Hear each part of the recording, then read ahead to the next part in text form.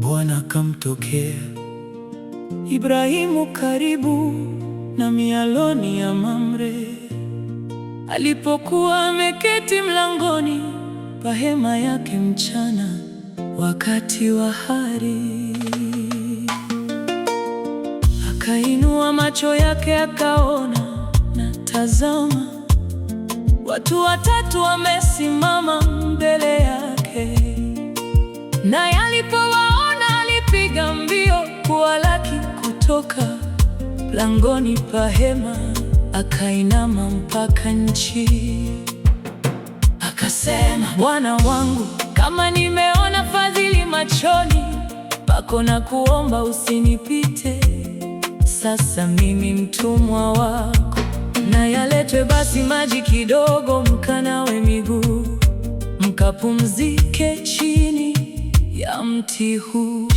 Nami nitaleta chakula kidogo, mkaburudishe moyo, baadaye muendelee. Iwapo mmemjia mtumwa wenu akasema, haya, fanya kama ulivyosema. Basi Ibrahimu akaenda hemani kwa Sara, akasema, himiza vipimo vitatu vya unga safi, ukande ufanye mikate. Ibrahimu akapiga mbio kwenda kundini, akaleta ndama wa ng'ombe aliye laini mzuri, akampa mtumishi, naye akahimiza kuiandaa. Akatoa siagi na maziwa na ndama aliyoiandaa, akawaandikia mbele yao, akasimama karibu nao chini ya mti, nao wakala. Wakamwambia, yu wapi Sara mkeo? Akasema, yumo hemani. Akamwambia, hakika nitakurudia wakati huu mwakani, na tazama, Sara mkeo atapata mwana wa kiume. Sara akasikia mlangoni pa hema iliyokuwapo nyuma yake. Basi Ibrahimu na Sara walikuwa wazee na umri wao mkubwa, na Sara alikuwa amekoma katika desturi ya wanawake. Kwa hiyo Sara akacheka moyoni mwake akisema, niwapo mkongwe nitapata furaha na bwana wangu mzee.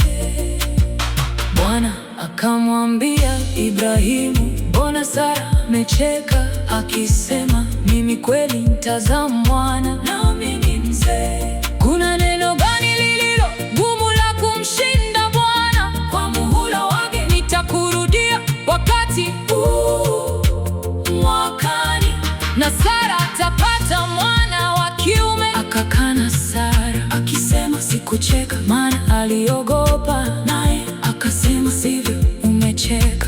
Kisha watu hao wakaondoka huko, wakaelekeza nyuso zao Sodoma. Ibrahimu akaenda pamoja nao awasindikize.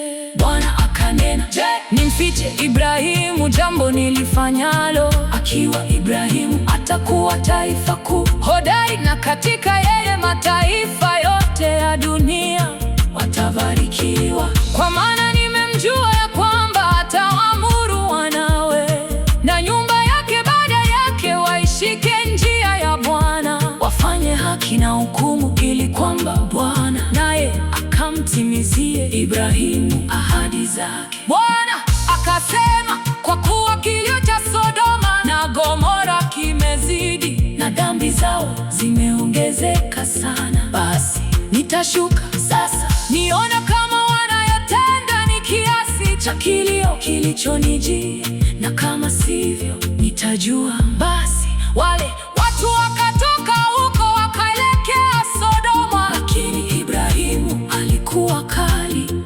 akisimama mbele za Bwana. Ibrahimu akakaribia akasema, je, utaharibu mwenye haki pamoja na mwovu? Wenda wakawapo wenye haki 50 katika mji, utaharibu wala utawacha mji kwa ajili ya hao 50 wenye haki waliomo? Hasha, usifanye hivyo, ukamue wenye haki pamoja na mwovu. Mwenye haki awe kama mwovu, hasha. wasitende haki. Bwana akasema, nikiona katika Sodoma wenye haki 50 mjini, nitapacha mahali pote kwa ajili yao. Ibrahimu akajibu akasema, basi nimeshika kusema na Bwana, nami ni mavumbi na majivu tu. Wenda wakapunguka 5 katika wale 50 wenye haki. Je, utaharibu mji wote kwa kupungua 5? Akasema, sitafanya. Nikiona umo 45, akazidi tena kusema naye akinena. Wenda wakaonekana umo 40, akasema, sitafanya kwa ajili ya hao 40.